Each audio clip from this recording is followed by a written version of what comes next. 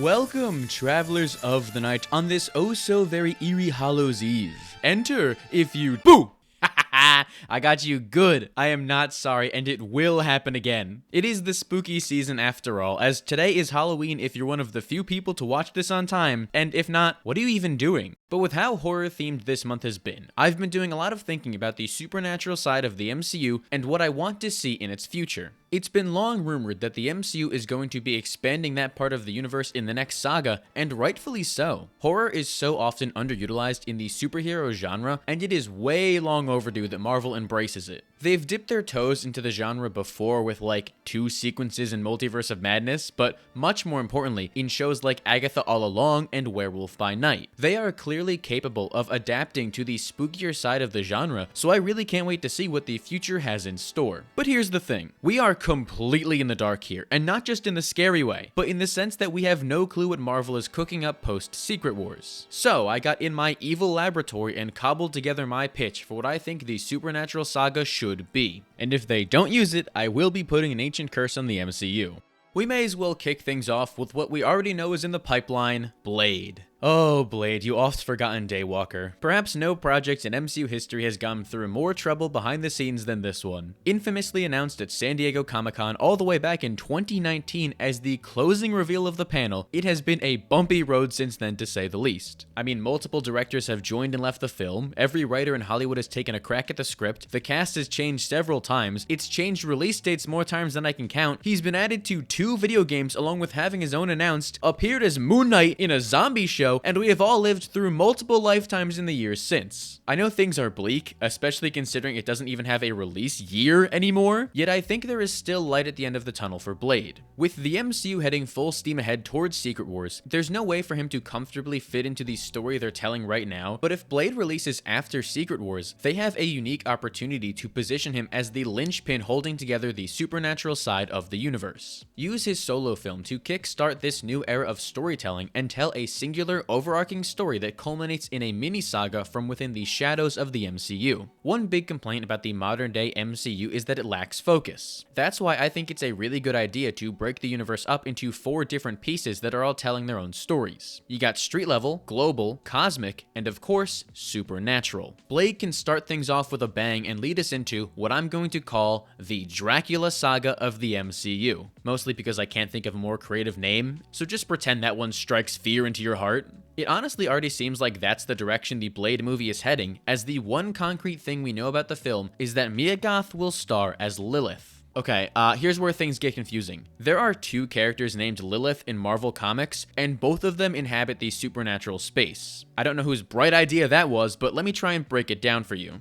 The first Lilith is the mother of all demons. If you're one of the 20 people who played the Midnight Suns game, you'd recognize her as the primary antagonist of that. Also, if you played that game, please let me know if it's worth it. That's irrelevant to the video because she's not even the Lilith we're talking about, but I'm genuinely curious if the game is good. The more important Lilith is that of Lilith Drake, the daughter of Dracula. Now, if I've done my research correctly, Mia is set to play that character, so let's run with that and develop an entire saga around one casting decision and pray that I got it right. And if not, they can just do another Blade rewrite and make it that Lilith, okay? What's interesting about Lilith as a character is that she's unable to kill her father due to an ancient curse. It's classic vampire stuff. But the thing about Dracula is that he sucks as a father, so she really hates his guts. That should be the story of the movie, as Lilith is determined to obtain the Montesi formula, an incantation of the Darkhold able to destroy all vampires. There's this one time in an X-Men issue she possessed Kitty Pryde to try and steal it, but I'm just gonna try and streamline that here, and also make it so she's smart enough to exclude herself from this spell. I know the Darkhold got destroyed across the multiverse, but Secret Wars should undo that and bring it back, because writing it out when there's still so much potential is kinda dumb. She should go to Blade first and ask for his help, but he'd turn her away because he hates vampires and would rather do anything than work for one, thus creating a natural conflict between the 2 in the film and a MacGuffin for them to fight over in the Montesi formula. Now, traditionally in the comics, the Montesi formula doesn't harm Blade because he's a dampire. No clue if I'm saying that right, by the way, but my pronunciation goes hard, so I'm keeping it. I'm suggesting we make a change to make it so this spell would kill Blade, because why would he just not go after that and kill all vampires at once. It feels like that should be his goal. So if you are to include him as part of that spell, it fills that plot hole, thus giving him the motivation he needs to stop Lilith and save himself. It also creates an interesting moral dilemma for Blade to solve, as he is effectively going out of his way to save all vampires just to save himself. And there you go, that's the movie. You still get your classic Blade ripping through vampire action in a film that sets up the future of the supernatural saga and gives us a tough moral question to answer. It forces Blade to do the hard thing and keep all vampires alive, a decision that will ripple throughout the rest of the MCU and come back to bite him down the line. You see what I did there? It's a vampire joke? Yeah, sorry, I'll keep going. When it comes to Big Bad Dracula himself, he should be the post-credit scene reveal, as it's made clear that Blade is now on his radar. But we'll come back to him in a bit.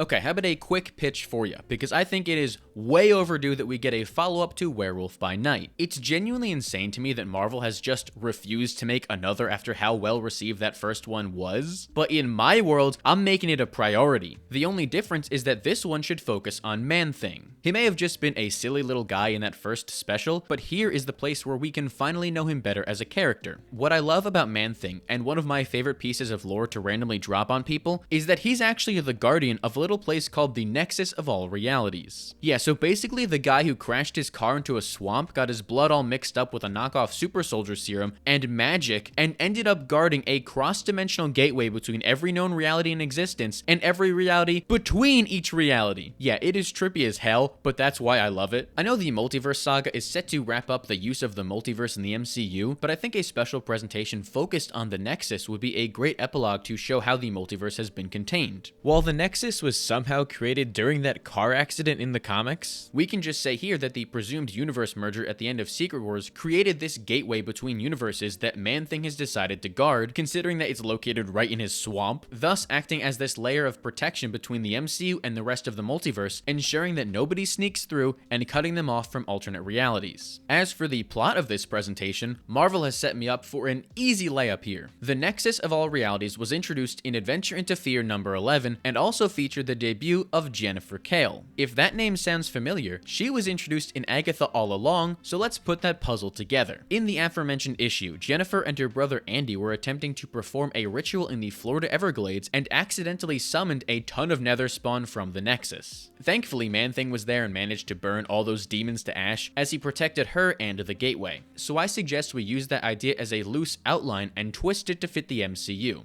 Make it so Jennifer, now with her powers restored, is attempting to find her missing cousin. More on that later. She can attempt to enter the mythical Nexus of All Realities to find him, only for Man-Thing to intervene and prevent that from happening. From there, as she is still adjusting to her magic again, Jennifer can accidentally summon some nether spawn and threaten the safety of the Nexus, thus giving us some insane action as Jennifer, Man-Thing, and Werewolf by Night all save the day. Oh yeah, Werewolf by Night is here too. I didn't mention that, but you can't just leave him out, okay? It's only fair after Man-Thing was in his presentation. I think this would be a fun little special that expands the world of the MCU and puts a few important characters back into position for something exciting down the line. Ooh, double foreshadowing, how spooky. I don't know, man, I gotta make this Halloween themed somehow. The next project I'd want to see in my supernatural saga is none other than Moon Knight Season 2. Despite the fact that I'm the one who chooses what videos to make, I don't get to talk about Moon Knight nearly enough on the channel. I love him so much as a character. I have read more Moon Knight than any other comic book character and have been obsessed with him for years. I take this stuff seriously. I'm also one of the few Moon Knight comic fans who genuinely likes the MCU series. Listen, I'll be the first to admit it's a flawed adaptation, but it captures the core of the character and I just generally really enjoyed watching every episode. One thing the MCU Moon Knight series did though was solidify him as a supernatural hero rather than the street level vigilante he usually is. While the ending of the show leaves things open for interpretation for the future, I think we may as well stick with that idea, especially because I locked in and thought of an interesting way to tie him into this saga, all while still building off that ending. I'm pretty sure you can all already tell where this video is heading, but before we can get into any potential team-ups, it's incredibly important to me that we get a second season of Moon Knight first. While I'm sure that he could just be Jake Lockley in any potential team-ups to flesh that alter out, a character as nuanced as Moon Knight deserves a full season to properly explore things. It's also a lot less jarring to go from an ending so vague like that one to seeing him work alongside other heroes as if it's nothing. So, how the hell does that fit into a Dracula saga? If only there was some common link between them in the comics. Something iconic we could adapt that naturally sets them on a collision course. I got it. We can adapt part of Jed McKay's masterful run on the character. What, you thought I was gonna say something else? Listen, I know that McKay's run is still ongoing, but I don't care. It is so good and perfectly fits into this saga that I need to see it right now. Also, I met Jed at Comic-Con once and he was really chill, so just cut my close personal friend a check and make it happen. With how the first season ended, Mark and Steven were under the impression that they're no longer Moon Knight. So, a fun way to keep the system as heroes would be to open the Midnight Mission. Introduced in the first issue of the McKay run, the Midnight Mission is a congregation run by Mr. Knight after he broke off from Khonshu, dedicated to helping those who need the Lunar Legionnaire's help when the moon shines brightest. It's a practical and street-level way for them to continue to protect the Travelers of the Night, all while making this character a more faithful adaptation. Especially Mr. Knight, as Steven could step up and be the face of the mission. Also, let Layla work there too, please. I am always so desperate to see more of her. The first half of that run also centers around therapy sessions with Mark as he finally gets the help he needs, and I think it would be a cool framing device to open every episode with a new session. It's a great way to not only dive deeper into Mark and Steven as characters, but it allows us to explore the more complicated aspects of their life, like their relationship to Judaism.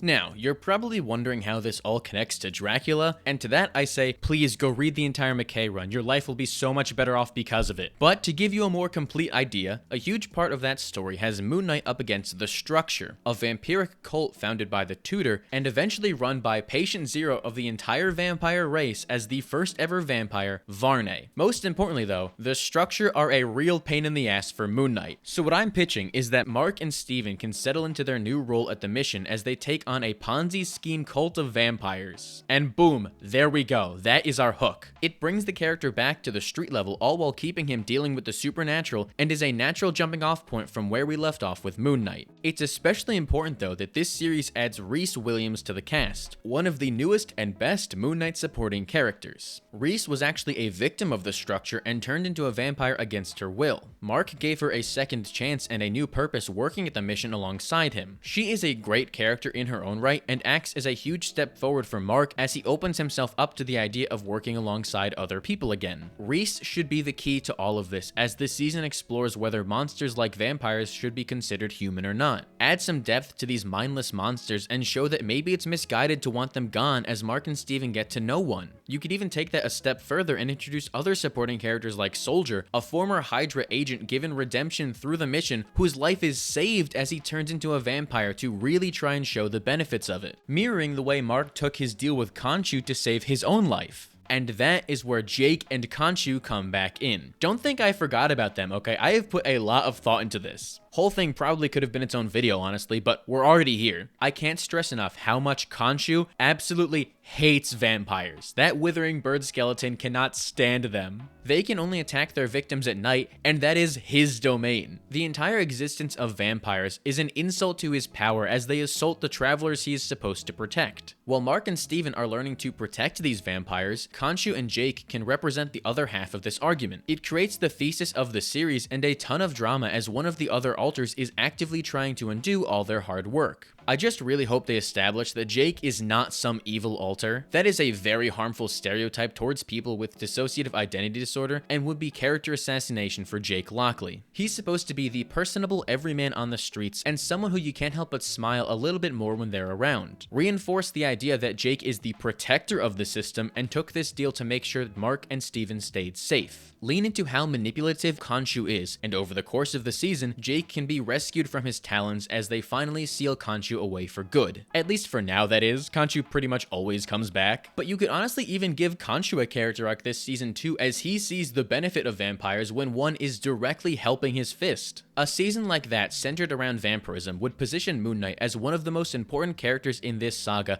and that's only possible if you make the Structure the villains of the series. It not only gets Moon Knight closer to his comic counterpart, but it ties him into the Dracula saga as he's familiarized with vampires, and most importantly, gets him to a place where he's ready to be on a superhero team.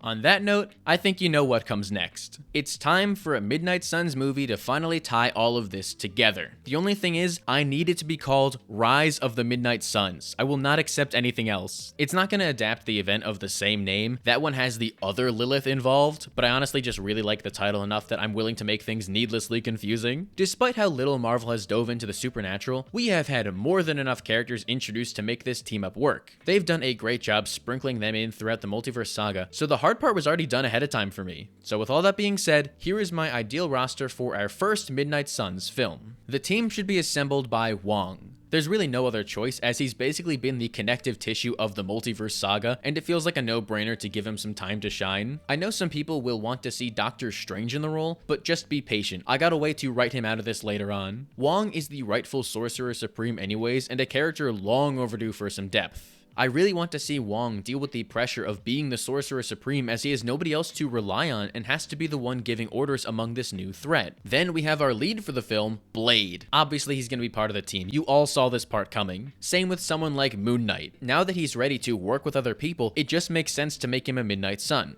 I would also love if he was constantly butting heads with Blade, as they have very different views on what to do with vampires. And one last thing about Moon Knight, because I can't stop yapping about him. After the events of Season 2, I think it would be really interesting if we saw Mark and Steven try to fit in on this team when they don't have powers anymore because they've cut off their connection to Khonshu, as they try and keep that a secret from the rest of the group due to their insecurity about it. We can continue to build out this roster by bringing back Jack Russell, the Werewolf by Night. He was responsible for Marvel's biggest jump into the horror genre, and it would be wrong not to include him here. I would love to see him try and do good with this curse as he joins the team in an attempt to help other people for once. And also, it should be on site for him and Moon Knight. I want these two to just absolutely hate each other. Insinuate they've had this rivalry for years, please and thank you. Joining them will be Ted, because who doesn't want to see those who fear burned at the touch of the Man-Thing? He's basically a package deal with Jack, so get those two together and let me see him become more of a character. Now that he's guarding the Nexus, he can use that as a way for them to get where they need to go in this ever so mysterious story. And while we're at it, we may as well bring the entire Werewolf by Night crew back together as Elsa Bloodstone joins the team. It's about time she embraced her role as a monster hunter, and this is the place to do it. She has the experience they need dealing with all these supernatural creatures and could guide them through the daunting task ahead. Just please give her the orange hair this time. Oh god, I can't believe I forgot to mention the most important member, Bats the Ghost Dog. Marvel has been too cowardly to introduce the GOAT, but now that I'm in charge, I'm making it happen, and you can't stop me! And finally, rounding out this team should be Jennifer Kale. That foreshadowing is about to pay off. You are finally going to see why I set her up in that special. Agatha all along gave us a taste of what she's capable of as a potion master without her powers, but now that she has them back, they could really benefit from having a sorceress on the team, especially with how she ties into my ideal story.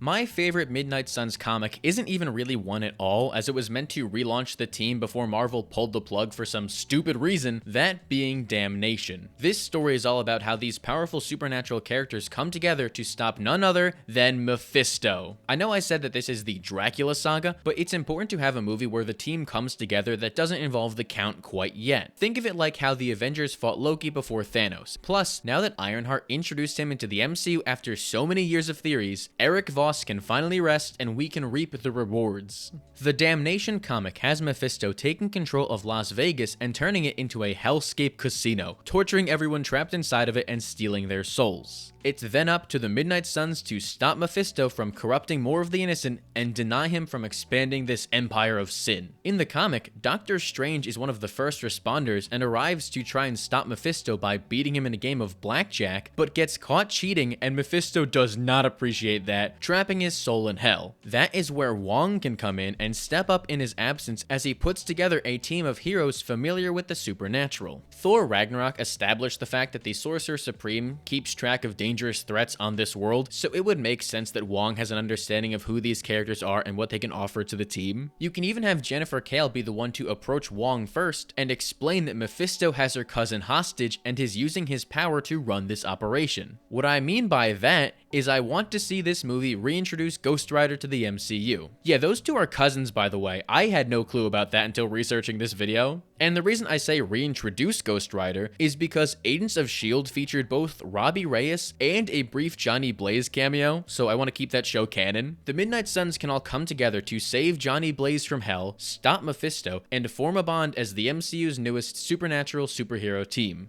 It's an easy and entertaining way to bring everyone together and give us the foundation we need for the rest of this saga to work off of. As long as they let Michael Giacchino direct it. His work on Werewolf by Night was incredible, and I would love to see him make a feature film. But if you thought I was done there, you are sorely mistaken. Dude, look at the runtime. We are 2/3 of the way through this video. You better buckle up because boo! Got you again. I tried to warn you it would happen. So let's run through the next few projects this saga needs. So far, everything I've pitched has revolved around vampires and been in service of setting up the Midnight Suns. And while I think it's nice to have that connective tissue, I also think it's important we expand the saga to more than just that, akin to how Phase 3 of the MCU worked. We had movies that directly dealt with Infinity Stones, but for the sake of variety, we also had movies that just fit into the saga and did their own thing. That is where something like a Ghost Rider movie comes in. I went back and forth on whether he should have a movie or a special presentation, but this is Ghost Rider we're talking about. He deserves his own feature film. I know we've already had 2 previous Nick Cage movies, which are mostly just an excuse to set Nick Cage on fire and let him do his thing, but I think we really need a movie that is more tonally in line with what Ghost Rider should be. And the best way to do that is to differentiate things from what's come before. We've already had 2 Johnny Blaze movies and an entire season of television that focused on Robbie Reyes, so I think it's only fair that it's time for Danny Ketch to have his moment in the spotlight, which is also how I can keep them from recasting Robbie and making sure that Agents of S.H.I.E.L.D. stays canon. That is always going to be my priority. Also because he undoubtedly has the coolest Ghost Rider transformation, as his skin literally melts off his face like candle wax. That being said, now that Johnny is free from hell, he should still play a role in this movie. Just bear with me for a bit as I get to that. This film will act as a branch that grows off the tree set up in the Midnight Suns movie, if that makes any sense. Anyways, Danny's origin is pretty straightforward and exactly what this movie should be about. On Halloween night, he and his sister got caught in the crossfire of some gang violence led by Deathwatch. His sister got shot and he ended up as the new Ghost Rider, ready to take revenge. After Danny was transformed by the Spirit of Vengeance, Johnny traveled across the country to hunt him down and stop him, because he is no stranger to false riders and thought this was one of those scenarios again. Johnny did everything he could to try and kill Danny until he saw his true nature as a hero, and the two quickly bonded, even going as far as to develop a mentor-mentee relationship. A lot of the time people think Johnny Blaze is some violent berserker, but it's his compassion that balances out the rage of the spirit. That is what I want to see this movie focus on, as Johnny guides Danny through the hellscape that is being a Ghost Rider, and eventually goes to discover that they're long-lost brothers. First Jennifer, now Danny. I'm starting to think this Blaze family tree is just cursed. I want to see the two stop Deathwatch together before things take a shocking turn. If we really want to spice things up, I think it could be really interesting if the end of the Midnight Suns movie saw Johnny take over as the King of Hell. Over the course of the movie, we can see how that throne is weighing on Johnny and starting to corrupt him, seeing that compassion start to slip away as the crown takes its mental toll. This puts the two riders at odds with each other and creates a really fun conflict for the third act of the film, perhaps even ending with Danny having this big revelation that Mephisto was a necessary evil to sit atop the throne and put him back in power, just with some restraints because he's not stupid, all to save his brother's soul. It's the supernatural saga after all. We need to embrace the darkness, and sometimes that means enabling actual Satan. I know it's a bold move to basically make Johnny the villain in his second MCU appearance, but I'm all about taking risks and doing things we haven't seen before. Okay, up next, I need to sneak another pitch in here that came to me in a dream like a prophet receiving visions from an angry god. It's only right that we get an Elsa Bloodstone special presentation, and I found the perfect story to take inspiration from that ties her more into this saga, rather than just kind of being along for the ride. There's a comic from 2011 called Legion of Monsters that features a mysterious virus causing every monster in Monster Metropolis, which is basically the entire population, to start losing control. The story picks up with Elsa hunting down a monster and pursuing it through a portal to the aforementioned Metropolis, slaying the beast but also breaking the cardinal rule of the city, being that you aren't allowed to kill a monster in their sanctuary. She quickly got arrested, but as the only human there, her services were needed to try and solve this mystery and save the monsters. I think this would be a really fascinating story to adapt because, to me at least, it's kinda like John Wick with monsters. Just replace Monster Metropolis with the Continental Hotel and their insane world of assassins with monster lore, and boom, there you go. I can perfectly envision a presentation where Elsa's monster hunting is interrupted and she's forced to help the very dangerous creature she's trying to hunt as a way to save herself. You could even bring Werewolf by Night and Man-Thing back into this as two new residents of Monster Metropolis who vouch for Elsa, as they've seen firsthand how she truly does care deep down, and raise the stakes to a more personal level as Elsa now has to find a cure before her friends get infected. And if you're feeling risky, you could even go as far as to introduce Morbius the Living Vampire in this special as the primary antagonist. Please just try your best and pretend it isn't Jared Leto. I know nobody wants to think about Jared Leto. I feel sick just saying his name. If anything, saying he's the real monster. But we could just use David Dastmalchian instead, okay? He just expressed interest in playing him. But the reason I mentioned Morbius is because he played a role in causing that outbreak in the comic, and it gives us someone to punch, which is always fun. Elsa basically confronts him about this, and when he doesn't admit the full truth, she makes the bold move of walking straight into Dracula's castle and demanding answers. The Bloodstone makes her immune to vampirism, so she's basically untouchable, but god, that is such a cold move. This is how we rope Elsa more into the Dracula narrative by establishing a rapport with him before getting the answers she needs to solve this mystery and save Monster Metropolis, the city Morbius is trying to destroy, basically cutting off a limb to save the rest of the world from this virus. He is a doctor after all. It's a fun story with great world building for the MCU as a whole, as we get to see this monster subculture hiding within the shadows, all while making Elsa Bloodstone feel as important as she should. And then just imagine John Wick-esque action on top of it. You can't tell me that doesn't go crazy. Literally, it's way too late for you to tell me. I already put this in the video.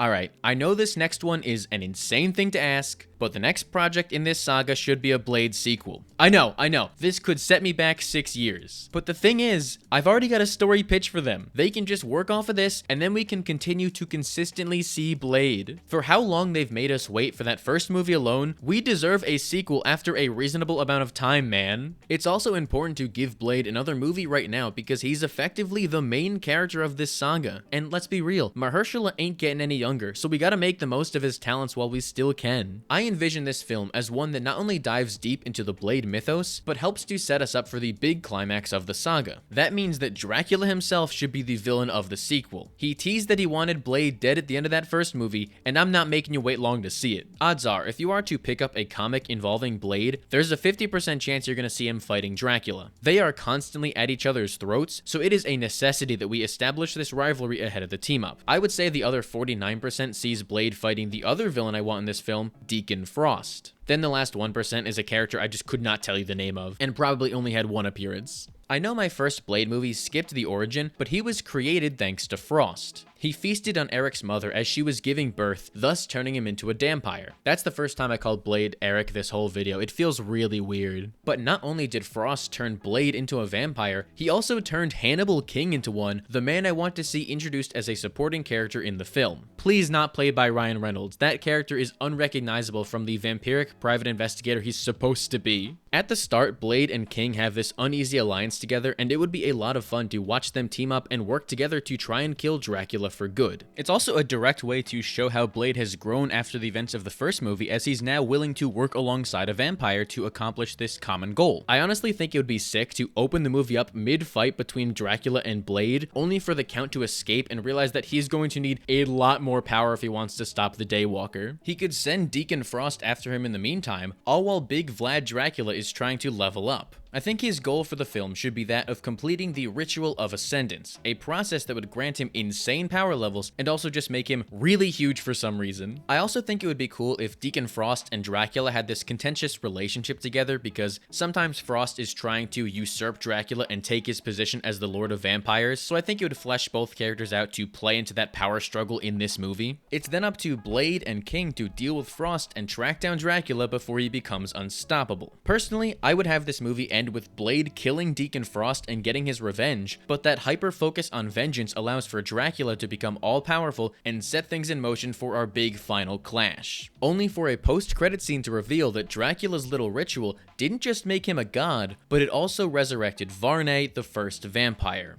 That brings us to the final conclusion for the Dracula saga, a movie that I would call Midnight Suns in the Tomb of Dracula. I've always preferred a title that bled into the subtitle like that, and personally, I think it goes hard. This is what everything we've been building has been leading up to. Dracula is more powerful than ever, but Varney is right around the corner and ready to reclaim his throne as the vampire lord. I'd even go as far as to have him take over the structure to gain an army of vampires and tie that back into Moon Knight Season 2. On the other side, we have Blade, ready to reassemble the Midnight Suns, fully knowing that he's going to need all the help he can get. This time around, I think the lineup should be Blade, Hannibal King, Moon Knight, Werewolf by Night, Man-Thing, Elsa Bloodstone, Jennifer Kale, the new Ghost Rider Danny Ketch, and of course, Wong. While they all should obviously play an important role in the movie, I would want Blade and Moon Knight to be the central figures of the film. They worked together in that first movie when Mephisto was the enemy, but now that vampires are the target, it becomes a whole new dynamic. Mark spent an entire season getting a more nuanced view of the undead and knows that many of these people were turned against their will, while Blade is willing to do whatever it takes to make sure even more people aren't turned as well. I don't want these two to be on the same page whatsoever until the very end of the film, as they need to be at each other's throats the entire movie. It's only once things take a turn for the worse that they finally come together and unite. The majority of this movie is just gonna see an army of vampires fighting the Midnight Suns, but I got a third act twist in mind that I really want to see, and it would tie all the themes of the saga together. The big climax would see Varney betray Dracula in an attempt to take back his empire, only for Blade to come in at the last second and brutally kill the Count, making up for his mistake in that sequel and finally putting an end to his rival. It's okay that Dracula dies, by the way. He gets revived all the time and you could easily bring him back in the future if you wanted to. But in that chaos of the action, Varney would possess Blade and turn him into an unwilling champion, puppeting his body around as he looks to become more powerful than ever in the body of a vampire, someone who can't so easily be destroyed like other vampires would. Blade's final words to Mark before the possession takes place would be to kill him, but Moon Knight shouldn't do that. Instead, he should save Blade as an act of compassion and buy enough time for Jennifer Kale to perform an exorcism, with Ghost Rider then sending him back to hell where he belongs. It's a fitting and conclusive end to this saga that puts Dracula to bed, all while leaving the door open to another era of supernatural storytelling that someone else can outline. This video is already like 6,000 words. I have done more than enough. There's so much room for growth too, as characters like Doctor Strange or the introduction of Brother Voodoo could easily have a bigger role in the saga as well. But like I said, this video was already getting way too long and I had to try and narrow down the scope a bit, which means I had to cut out a 10-minute section pitching Vampire Kate Bishop for very important plot reasons. Honestly though, I'm pretty proud of how this turned out. I've always been fascinated with the supernatural side of Marvel, and this could be a great way to bring so much of what we love to the surface. Forgotten characters like Moon Knight finally get a well-deserved spotlight, we get a taste of Mephisto's true devilish self, a Blade movie actually gets made, and it all culminates in a vampiric epic to be remembered for the ages. So thank you for watching, and I really hope you enjoyed this. Boo! I got you again. That's 3 for 3, baby. But why don't you let me know what you want to see from the supernatural side of the MCU? I would genuinely love to hear what everyone has to say and continue the conversation down below. And while you're at it, make sure to give the video a like and subscribe so you don't miss the next one. If you don't do it, I'm gonna turn you into a vampire. Yeah, surprise, but I've actually been a vampire this entire time. Why I don't go outside much.